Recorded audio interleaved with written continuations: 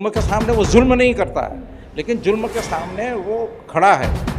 यानी ऐसा नहीं है कि मुसलमान यानी टूट गया है, मुसलमान में इतना खौफ हो गया है कि अब मुसलमान पूरा यानी सारी चीज़ें छोड़ दी हैं और ऐसा नहीं है। जमात कोई इस तरह का मामला नहीं करना चाहती है जिससे मुल्क टूटे, प्रोवोकेशन ऐसा हो कि जिसकी वजह से हालात अच्छे होने की जगह बुरे हो। मुसलमानों के खिलाफ जुल्म की कहानी लिखी जा रही है हर स्टेट में। आप मध्य प्रदेश उठा के देख लीजिए, चाहे हरियाणा में देख लीजिए, राजस्थान में देख लीजिए, तमाम जगहों से जो है मुसलमानों के खिलाफ इस तरीके का जो एक हुजूम इकट्ठा हो चुका है मारने काटने के लिए।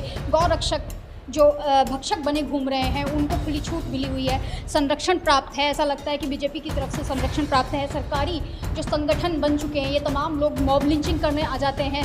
मुसलमान को देखकर जो है टोपी और दाढ़ी बहुत मायने रखती है। टोपी दाढ़ी देखकर तुरंत उन पे हमला बोलने लग जाते हैं। ये लोग कौन है? इसी के चलते आज प्रेस कॉन्फ्रेंस रखी गई थी, पीसी रखी गई थी, और बुलडोज़र जो बाबा का बुलडोज़र कहा जाता है कि बहुत तेज़ हो चुका है, तो उसी पर आज जमात इस्लामी हिंद ने एक पीसी रखी थी। जमात इस्लामी हिंद किस तरीके के कदम उठा रहा है मुसलमानों के लिए?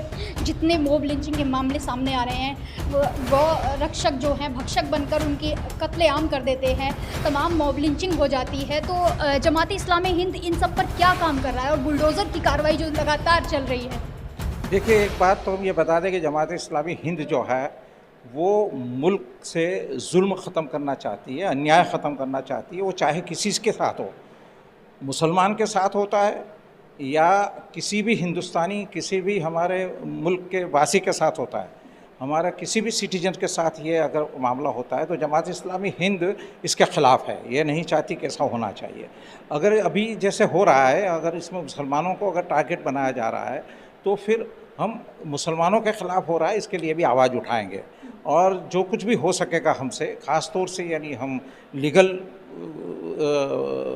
रास्ते से कोशिश करेंगे, जुडिशरी से हम राब्ता करके जुडिशरी से इसके ख़िलाफ़ जो कुछ भी कार्रवाई हो सकती है वो करेंगे। और इसके अलावा हम सरकारों को भी इस तरफ यानी तवज्जो दिलाएंगे कि ये जो कुछ हो रहा है मुल्क में, हमारा मुल्क जो है एक लोकतांत्रिक एक मुल्क है, हमारा मुल्क जो है वो एक बिन सांप्रदायिक देश है, यहाँ पर दस्तूर के मुताबिक सब चलना चाहिए।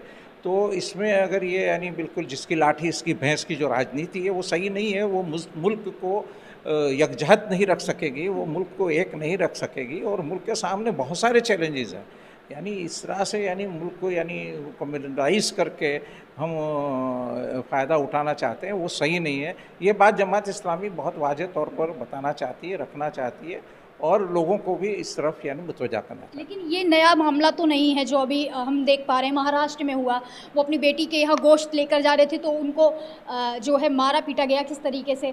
मज़दूर था चरखी दादरी का, हरियाणा में अभी 2 इस तरीके के मामले हुए। आर्यन मिश्रा था, उसको मुसलमान समझकर मार दिया गया।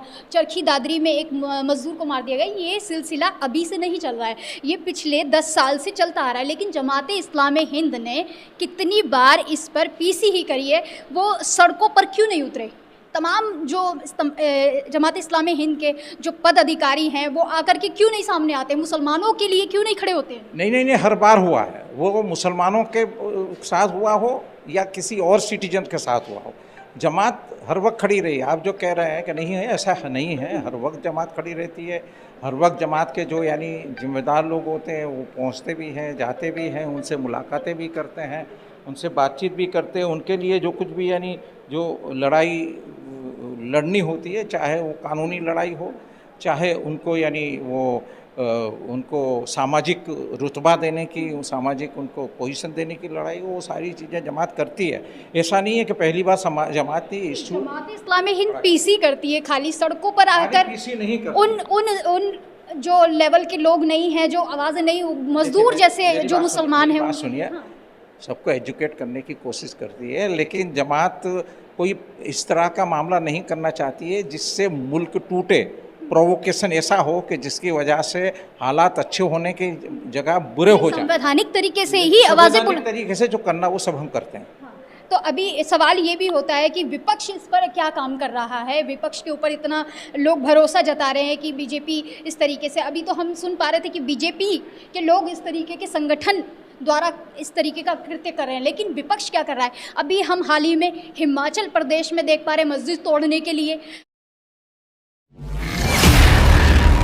दिया हिंदू संगठन को? वहाँ के किसी एक मिनिस्टर ने यह बात कही है और सुक्खू जी ने तो ये कहा है कि मामले को यानी इस तरह से नहीं किया जाएगा, ये जो कुछ हो रहा है सही नहीं हो रहा है। एक बात। दूसरी बात यह है कि विपक्ष कर ही रहा है, आप देखते हैं कि विपक्ष को भी जो करना चाहिए, अब अगर विपक्ष नहीं करेगा तो फिर जो अभी थोड़ी सी उनकी पोजीशन बनी है वो भी नहीं बची रहेगी।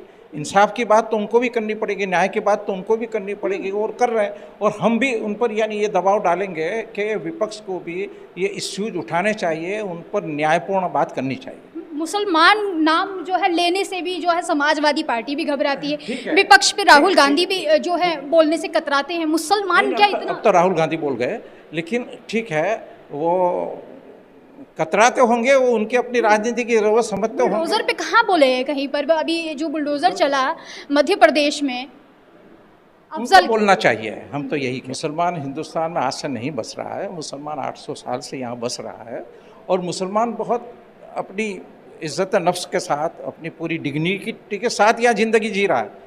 यह मामला थोड़े हो जाते हैं, जुल्मों के साथ भी जी रहा है, जुल्मों के सामने भी जी रहा है ना, वो जुल्मों के सामने भी वो अपनी लड़ाई लड़ रहा है। जुल्म के सामने वो जुल्म नहीं करता है, लेकिन जुल्म के सामने वो खड़ा है।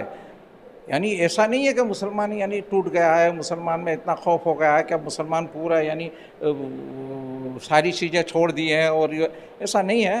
तो मुसलमान है, मोहब्बत की दुकान खोलने वालों के ऊपर अब सवाल उठ रहे हैं, क्योंकि सुक्खू जी जिस तरीके से अभी मस्जिद तोड़ने, उठाइए वो सवाल उठाइए। आप लोग क्या करेंगे? मुझे उनको बताएंगे कि आपको तमाम मौलाना है जो हैं अपने पद से बस ऐलान कर देते हैं कि ऐसा हुक्म जारी कर देते हैं कि ये करना चाहिए वो करना चाहिए, लेकिन वो इस तरीके से उनके साथ तो खड़े होते नहीं है। संवैधानिक तरीके से ही खड़े हो जाएं या कानूनी तरीके से उनका साथ देने खड़े हो जाएं। एक गरीब मजदूर मुसलमान को मार दिया जाए, हम उन तक भी अपनी बात पहुंचाते हैं, और उनकी जिम्मेदारियां उनको अदा करनी चाहिए। इस तरफ हम तवज्जो दिलाते हैं, इसके बाद तो उनको देखना उनको क्या करना। इस्लामी हिंद तो इंटरनेशनल तरीके से काम करता है ना, इंटरनेशनल लेवल पे सब लोग जानते हैं जमाते इस्लामी हिंद को। अगर एक बार जो है इस मुल्क में काम करती है, इसलिए हिंद लगा हुआ है इसके साथ, और एक नेचुरल है कि इतनी बड़ी ऑर्गेनाइजेशन है तो पूरी दुनिया इसको जानती है। आपके द्वारा कुछ इन लोगों के लिए, तमाम जो मुसलमानों को कुचल दिया जा रहा है, मार दिया जा रहा है, मॉब लिंच किया जा रहा है, आप लोग अगर आवाज़ें बुलंद करें तो शायद सरकार कुछ काम कर सके। वो आवाज़ बुलंद करने के लिए आज आपको इतनी तकलीफ दी हमने